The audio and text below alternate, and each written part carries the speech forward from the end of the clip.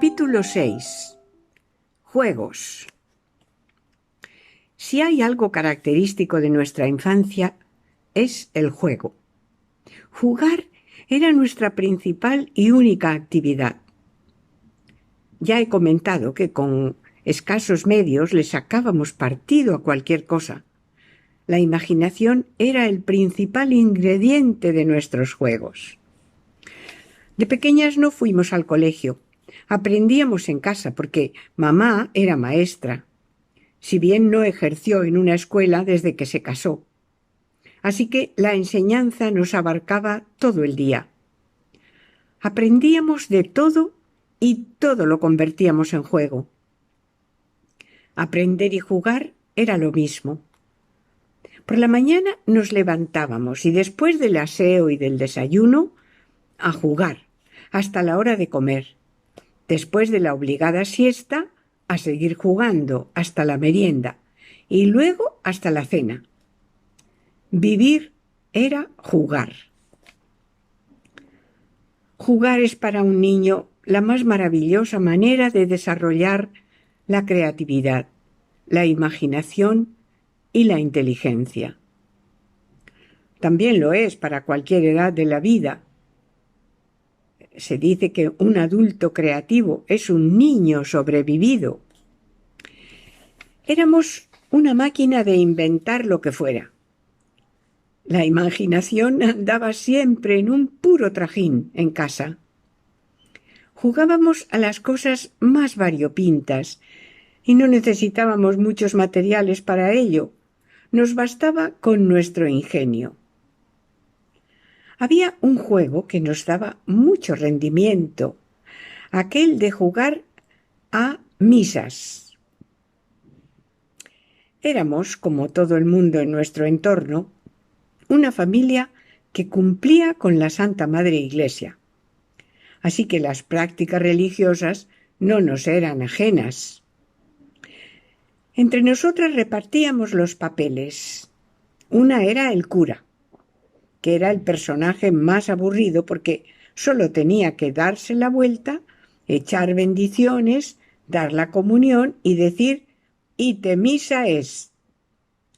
Otra era el monaguillo, que tenía más papel. Pasaba el cepillo, que era una vieja hucha de madera que teníamos, con la tapa desclavada, que hacía un ruido enorme al agitarla con las monedas dentro. Sostenía la patena para la comunión y tocaba desaforadamente la campanilla cuando le venía en gana. Pero por encima de todos, el papel de la beata era el mejor. Comenzando por el atuendo. Llevaba un velo negro enorme que a manera de manto la cubría entera y le tapaba hasta los ojos. Unos manguitos, porque antes no se podía entrar en una iglesia enseñando los brazos, y los manguitos se los ponían las mujeres cuando llevaban manga corta. Y también el bolso antiguo de mamá, que tenía un gran broche de cierre que sonaba con un potente y sordo cloc. Por supuesto que la beata lo abría y cerraba muchas veces a causa de las actividades que ejercía con el susodicho bolso. Tenía que coger el pañuelito para enjugarse la nariz, sacar el rosario o buscar el dinero para echar en la hucha, al tiempo que le pasaba una moneda a escondidas al monaguillo, que era la propina. Pero en cada uno de estos menesteres cerraba y abría con el estupendo y ruidoso y estimulante cloc, cloc, cloc. También tenía que bisbisear muy sonoramente como si rezara sin parar.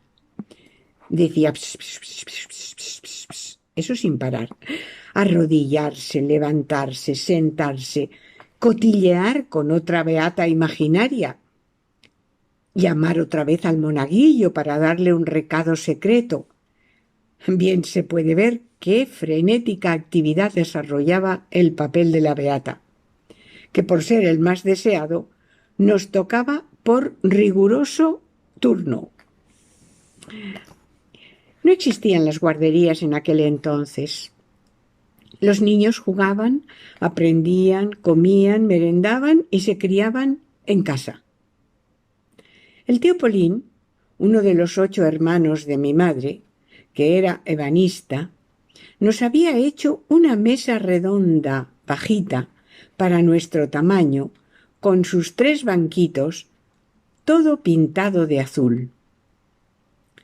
Ahí comíamos las 3. Era una mesa multiusos, que nos valía para comer, para dibujar o para jugar a secretarias, mientras hacíamos las planas que nos ponía mamá.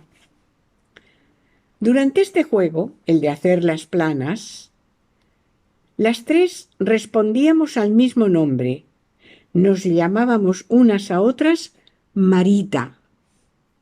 Este nombre, que nos producía un especial escalofrío al pronunciarlo, era el de una señora estupenda, guapísima, elegante, que era hermana de Elisa, la pudiente amiga de mi madre.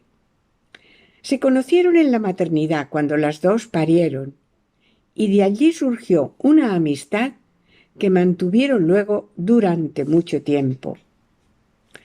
Lo bueno es que a aquella Marita nunca la vimos, pero solo oír hablar de ella disparaba nuestra fantasía y la imaginábamos como una de aquellas despampanantes actrices de melena rubia, con una onda enorme que les caía sobre la cara y que les tapaba un ojo, y que conocíamos bien por la revista de cine Primer Plano que papá recibía periódicamente. Aquella misma mágica mesa redonda se convertía en guarida defensiva para jugar a uno de nuestros pasatiempos preferidos, el de ¡que vienen los indios! La colocábamos boca abajo y nos metíamos las 3 dentro, entre las 4 patas, y cubiertas con el hule de la mesa para protegernos de la lluvia torrencial, de los rayos y de los truenos, de los vientos y las tormentas, y todo ello porque venían los indios, que llegaban aullando con aviesas y salvajes intenciones. Nosotras mismas hacíamos todos los ruidos de los elementos atmosféricos, de los indios y de los llantos de los muñecos que cada una tenía encima, bien liados en toquillas y mantas, junto con las cestitas que papá nos había traído llenas de mazapanes de Valencia, donde había estado hacía poco rodando una película. Esto podía durar hasta que la tata nos bajaba a la realidad con una de sus convincentes voces: ¡a recoger, que es hora de comer! Entonces escampaba de repente, huían los indios, los muñecos enmudecían y, saliendo de la mesa salvadora, le dábamos la vuelta, colocábamos el hule, nos lavábamos las manos, nos sentábamos alrededor y ¡a comer! Los juegos de apretujarnos eran los más divertidos. Uno de ellos tenía lugar en el despacho de papá.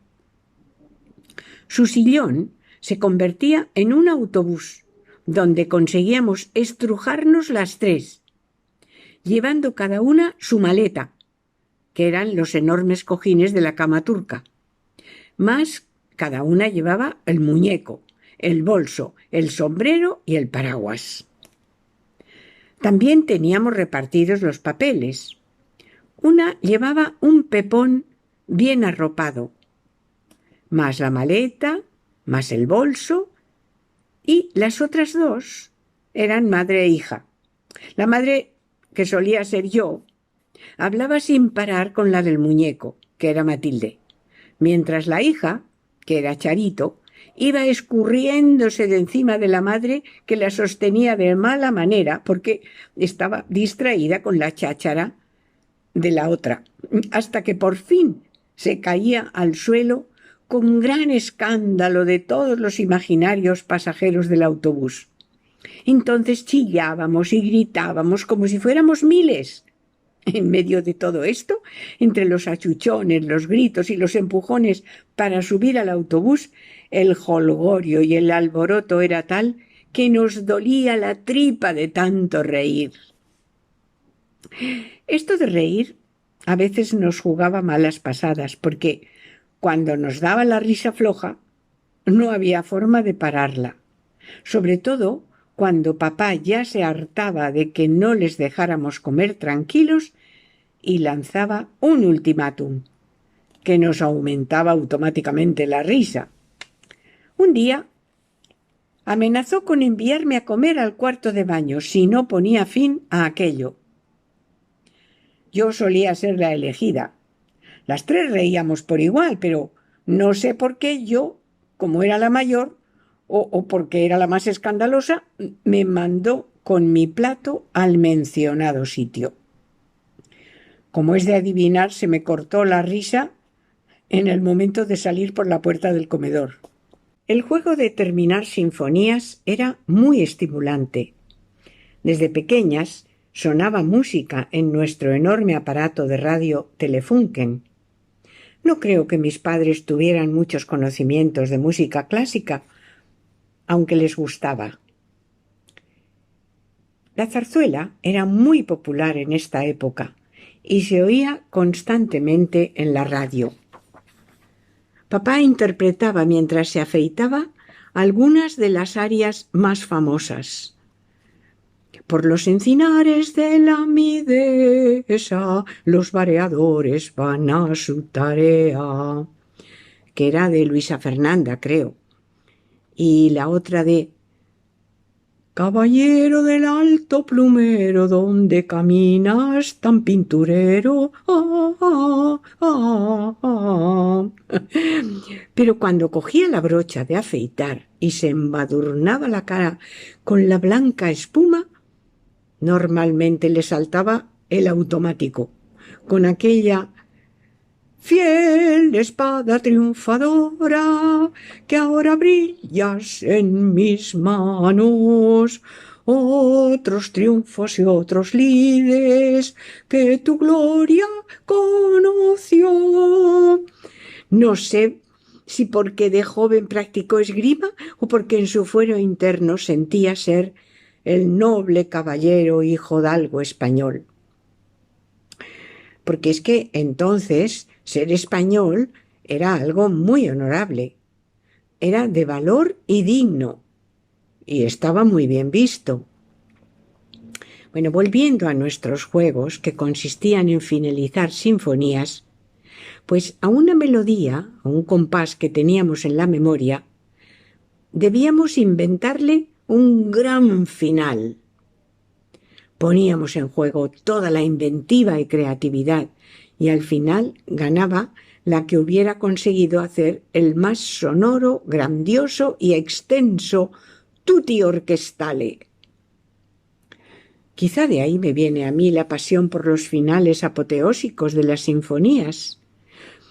Como no sabíamos música, cuando queríamos recordar alguna, oída en la radio, y gracias al buen y afinado oído que teníamos las tres, lo conseguíamos con las notas de alguna de nuestras canciones infantiles, que tenían algún sonido similar al de la que queríamos recordar. Así que el principio de la pequeña música nocturna de Mozart nos era muy fácil de recordar con aquella canción nuestra que empezaba: una señora iba por un paseo y ha roto la farola con su sombrero. Nos habíamos fabricado con una caja de cartón un pequeño fichero donde por orden alfabético estaban los autores que nos gustaban. Y en cada ficha escribíamos cómo nos sonaban las notas. Por ejemplo, con ni, no, na,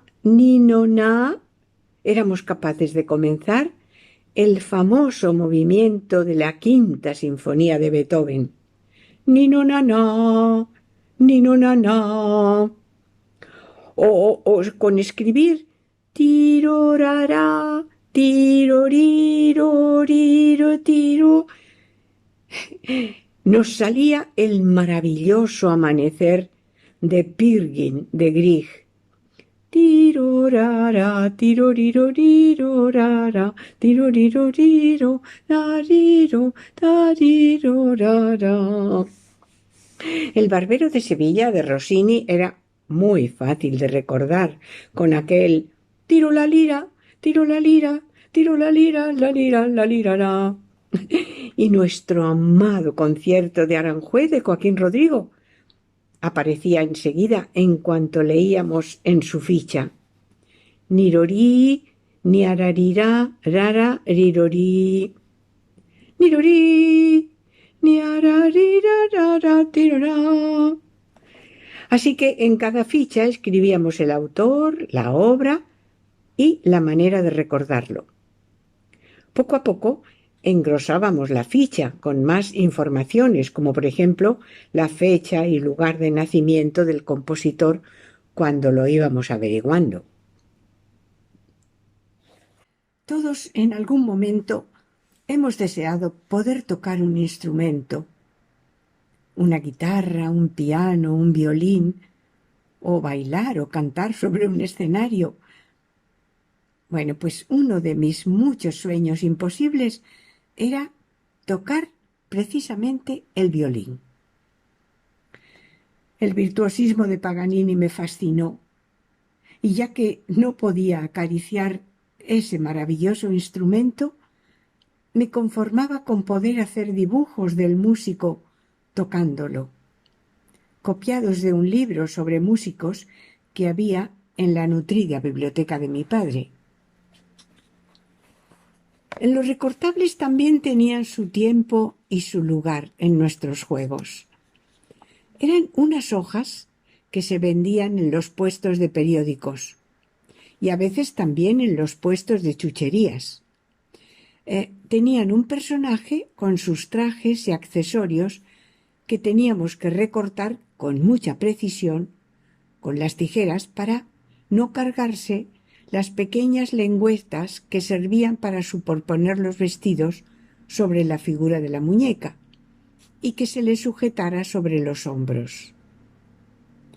Ya he comentado que una de las buenas cosas de estar enferma y tener que guardar cama, lo que ocurría con poca frecuencia es que mamá, al volver de la compra, podía venir con un recortable o un tebeo. Como aprendimos a coser muy pronto, dedicábamos largos ratos a hacerles vestiditos a las muñecas. Matilde y yo éramos las que hacíamos los patrones. Les cortábamos y cosíamos. Y Charito nos enhebraba las agujas, que tenía siempre preparadas. Nos daba los alfileres, los hilos, e iba hilvanando y sobrehilando lo que ya estaba para coser y cantar. Los juegos de mesa nos tenían también muy ocupadas. El juego de las flores, con el que aprendimos a reconocer plantas y árboles, consistía en hacer parejas con cartas repetidas y aprender de memoria el verso correspondiente que cada una llevaba impreso al pie. Por paseos y jardines da el geranio sus festines. Por San Juan la margarita es toda una señorita. Áurea, blanca, roja o rosa, triunfa en el vergel la rosa. Cómo resalta el clavel por español y doncel. Da castañas el castaño por otoño cada año. Da la fucsia en jardinillos flores como farolillos. El lirio de agua en maceta sugestiona a los poetas. La zarzamora agridulce os hará el paseo dulce. Era divertido este juego porque pugnábamos a ver quién se sabía antes los versos de memoria. Jugábamos al dominó, a las damas, a la oca, al parchís, a juegos reunidos, y por encima de todos el palé. El palé lo jugábamos entre nosotras y en familia, con papá y mamá los domingos por la tarde. Cuando ellos nos acompañaban, el juego adquiría una categoría, una importancia especial. No recuerdo a mamá jugando a correr con nosotras, aunque sí sujetarnos la compra para saltar. Pero de papá sí tengo un vivo recuerdo de un día en Cercedilla. Lejos, por la carretera de la piscina, jugábamos a «tú la llevas», y él, con sus zapatillas de esparto, corría más que nosotras. Era un gozo jugar con papá y verle reír de aquella manera y correr, hasta que de pronto tropezó y se cayó de bruces, dando un gran golpetazo en el suelo. Aún puedo revivir el vuelco que me dio el corazón al verle caer de aquella manera en medio del camino, y el fuerte sentimiento de fragilidad que me invadió con una mezcla de compasión, tristeza, desvalimiento. Porque si papá se podía caer, que era la seguridad nuestra, ¿cómo iba a poder cuidarnos? De aquella caída se levantó enseguida y mamá fue rauda a socorrerlo, pero creo que no volvió a correr con nosotras nunca más. Al menos no lo recuerdo. Siguiendo con los juegos en casa, el despacho de papá, donde oíamos la radio y jugábamos a subir al autobús apretujadas en su sillón, era un cuarto no muy grande, pero con estanterías hasta el techo, repletas de libros que él había ido adquiriendo desde niño y que seguían aumentando. Cientos de ellos, variados y diversos, y bien ordenados, supongo, pues siempre encontrábamos los títulos en el mismo sitio. ¡Qué abundancia de material para jugar allí al veo-veo! A veces era un veo-veo solo de títulos y a veces era un veo-veo de autores. Decíamos, veo-veo, ¿qué ves? Una cosita. ¿Con qué letrita? Empieza por... y termina por...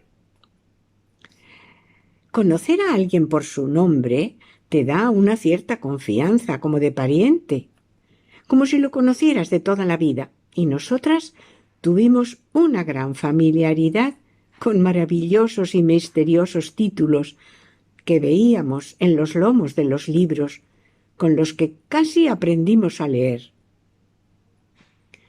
Algunos títulos me vienen a la memoria de aquellos que conocíamos ya con 5 o 6 años. Los hermanos Karamazov, Vinieron las lluvias, La crítica de la razón pura, Jane Eyre, Rinconete y Cortadillo, Guerra y paz, Casa de muñecas, La tía Tula, Los episodios nacionales, La divina comedia, Rojo y negro, Asesinato en el Oriente Express, El jardinero, Platero y yo, María Estuardo, Viaje a las Indias, El elogio de la locura, Antología poética, Daphnis y Chloe, Los intereses creados, La Ilíada, La Odisea, Moby Dick, Historia de España, Greguerías, Don Quijote de la Mancha. Muchos y variados títulos, raros y difíciles de recordar en su ubicación, de una vez para otra en las estanterías. Y luego, cuando era un veo-veo de autores, se hacía aún mucho más difícil localizarlos. Encontrar un nombre corto en el lomo de un libro en un espacio tan vasto parecía casi imposible. Tagore, Kierkegaard, Marañón, Balzac, Azorín, Julio Verne, Manuel Machado y Antonio Machado, cuyos libros estaban juntos como eran hermanos, Émile Zola, Cervantes, Homero, Lope de Vega, Voltaire, Oscar Wilde, Molière, Hemingway, Ibsen, Dante Alighieri, Shakespeare, Calderón de la Barca, Tennessee Williams, Jean-Paul Sartre, Stendhal, Platón. Nombres todos estos que nos eran familiares mucho antes de saber quiénes eran y de su repercusión en la historia de la literatura universal, y mucho antes de leerlos, cosa que hicimos poco a poco cuando ya tuvimos edad para disfrutarlos. Nuestra adolescencia y juventud fue muy lectora. Recuerdo una temporada en la que en la hora de la siesta, y también por la noche, leíamos las tres. Y era difícil ponernos de acuerdo para apagar la luz antes de irnos a dormir, porque cuando una terminaba un capítulo y decía «Yo ya, ¿apagamos?», otra protestaba «No, que a mí me faltan 2 páginas». Así que sincronizar los finales de los capítulos para apagar la luz era problemático. Sobre todo si lo que nos ocupaban eran las novelas de Agatha Christie, que cayeron todas una tras otra, y en las que la intriga nos hacía empalmar capítulo a capítulo con una incontenible fruición, difícil de atemperar. Porque leer también es una maravillosa manera de jugar. Detrás de nuestra casa había un campito al que nos dejaban bajar a jugar con el buen tiempo. La tata nos vigilaba desde la ventana del pasillo, la misma por la que entraban los Reyes Magos el 6 de enero cada año, y se asomaba de rato en rato para comprobar que todo estaba bien. Allí había muchas cosas a las que jugar: correr, saltar a la comba, jugar la semana, al armario, a la pelota, al diablo y a hacer casitas, que consistía en marcar con líneas de tierra los bordes de las habitaciones, con piedrecitas las líneas de las camas, los muebles, y hacer lo que se hace en las casas. También jugábamos a los bonis, que eran alfileres con la cabeza de cristal de colores, que cada jugador llevaba prendidos en una especie de acerico cuadrado hecho de papel, en cuyas aristas iban colocados todos los alfileres. El juego consistía en hacer un buen montón de tierra, y cada uno de los jugadores ponía uno de sus alfileres oculto dentro del montón, y tenía una piedra con la que por turnos los atizaba con todas sus fuerzas, hasta que algún boni sacaba la cabeza y cambiaba de dueño. Otras veces, con la tierra hacíamos tesoros. Había que recorrer todo el terreno para encontrar cristales y bonitos trozos de loza rotos.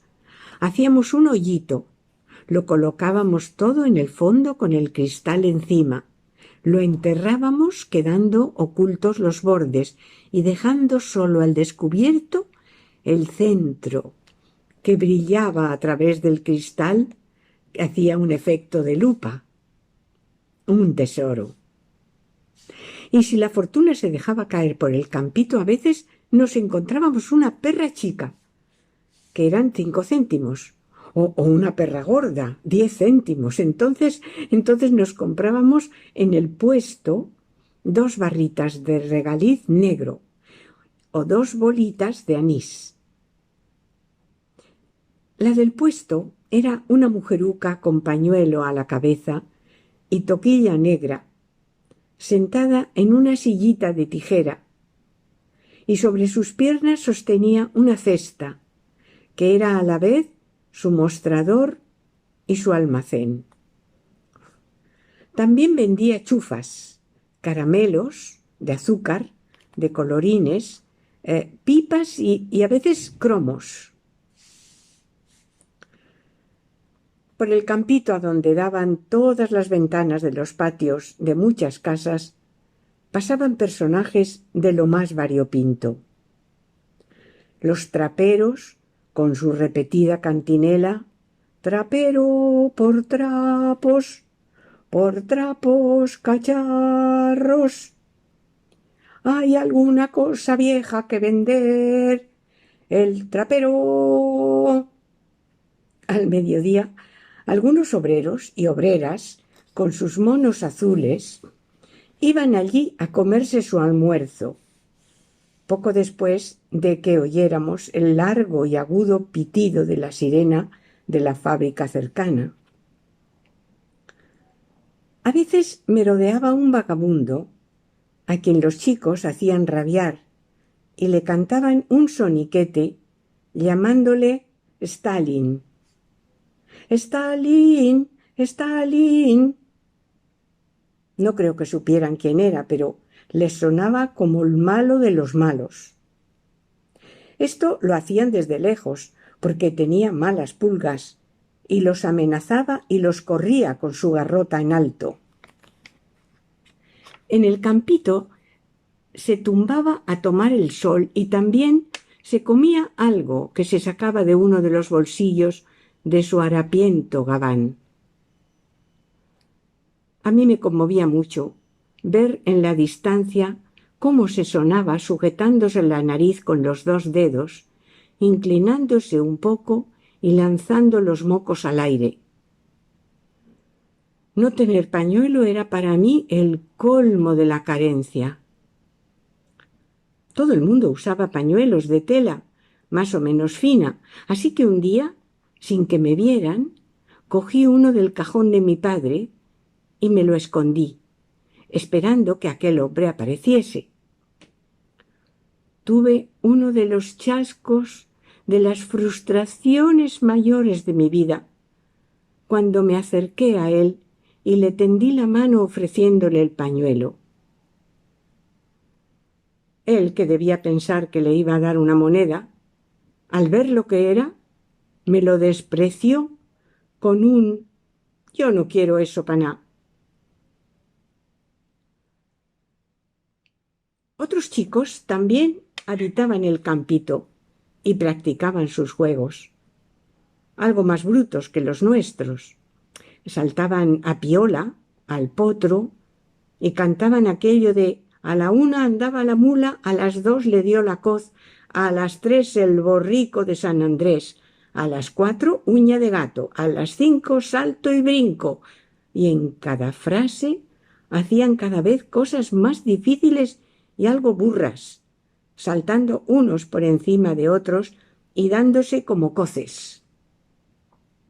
A veces también se pegaban a puñetazo limpio o jugaban a las chapas, que llevaban pegadas cromos con la foto de un futbolista. Iban recorriendo caminillos hechos con tierra, los golpeaban con dos dedos, el pulgar y el corazón, y decían «¡guau!». También jugaban a las canicas, en montones de tierra con bolas de cerámicas de colores. Entre estos chicos estaban algunos de los novios de Charito, en plural, porque había unos cuantos rifándosela. Recuerdo a 4 de ellos: el Julio, el Tito, el Nani y también el Andrés, al que le cantaban los otros «Andrés, culo de papel, corre, corre, corre, que te pilla el tren». Un día en que estaban peleando por ella, mientras se daban de mamporros, Charito les sujetaba las chaquetas a cada uno para que se pegaran a gusto. Todos le hacían sus regalos: un cromo, un botón brillante, bolas de cristal. Y el tal Julio hasta le hizo un cinturón con las cajetillas vacías de cigarrillos Lucky, que tenían un vivo color rojo charol. Cuando ya nos habíamos subido las 3 a comer, ellos seguían todavía allí, y cantaban a coro dando grandes voces. «Charito, Charito». Lo que hacía que la tata saliera a la ventana haciendo el gesto con la palma de la mano de que les iba a zurrar. Nosotras decíamos que eran chicos de la calle, porque soltaban palabrotas. A veces nos hacían rabiar, tirándonos los arrancamoños y las lapas, que eran dificilísimos de quitar si se te enredaban en el pelo. Y era cuando llamábamos a gritos a la tata, que volvía a asomarse precipitadamente a la ventana y les daba 4 voces amenazadoras. De momento se restauraba el orden, aunque a veces eran ellos los que se divertían llamándola a coro «¡Tata! ¡Tata!». Charito debía poseer un encanto especial, porque donde estuviéramos le salía un novio. Da para un buen recorrido enumerarlos a todos. Y esto de pequeñas, que luego en la facultad siguió la lista. Entre estos recuerdo a un Eduardo que le dijo: «Si tú me dices sí, dejo a mi novia». Cuando fuimos a la residencia de educación y descanso, en el pueblo de San Rafael, tendríamos unos 10 años. No sé cómo conseguimos plaza allí, un verano, porque estaban muy solicitadas aquellas vacaciones en familia a cuerpo de rey. Todo era pasarlo bien, incluso para las sufridas madres, que iban a mesa puesta. Entre los niños había un tal Rafa, muy creativo, que también puso los ojos en Charito, claro. Como ya había ido a campamentos, sabía de todo y nos enseñaba canciones. Margarita se llama mi amor. Margarita se llama mi amor.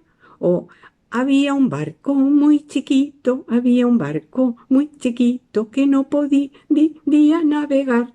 Y poesías tan divertidas e ingeniosas como aquella de «A 20 leguas de Pinto y a 30 de Marmolejo existe un castillo viejo que edificó Chindas Vinto. Perteneció a un gran señor, algo feudal y algo bruto. Se llamaba Sisebuto y su esposa Leonor, y Cunegunda su hermana y su madre Berenguela, y una prima de su abuela atendía por Mariana». A él le oímos por primera vez cantar la canción del pirata. También nos instruyó en juegos de mesa, como el de las 3 en raya, las 7:30 y el cinquillo. Nos enseñó a hacer exóticos collares con los rojos y brillantes tapaculos, el fruto del rosal silvestre, que eran muy abundantes en aquella parte de la sierra. Además, usaba con destreza la navaja con la que tallaba unos preciosos zuecos con la corteza del pino que nos regalaba luego amablemente a todas, aunque en verdad estaba por Charito. Al igual que aquel niño en la piscina de Cercedilla, que no solo le gustaba a él, sino también a su madre, que le decía a la nuestra: «Tu Charito me gusta mucho para mi Marco Antonio». Lo mismo que a la madre de Guillermito, que vivían en la Casa de la Miel, en el Paseo del Doctor Esquerdo. También le gustaba Charito para nuera. Pero Charito era muy selectiva, porque su verdadero amor, por el que penaba, soñaba y bebía los vientos, era José Ignacio. Cuando nacieron mis hermanas, en maternidad, al mismo tiempo en la cama de al lado, nacieron también 2 mellizos, niño y niña. Las madres se hicieron amigas, así que nosotras a veces cogíamos el tranvía a primera hora de la tarde y hacíamos el largo trayecto por Arturo Soria hasta la Ciudad Lineal, para ir a visitarles en su magnífico chalet.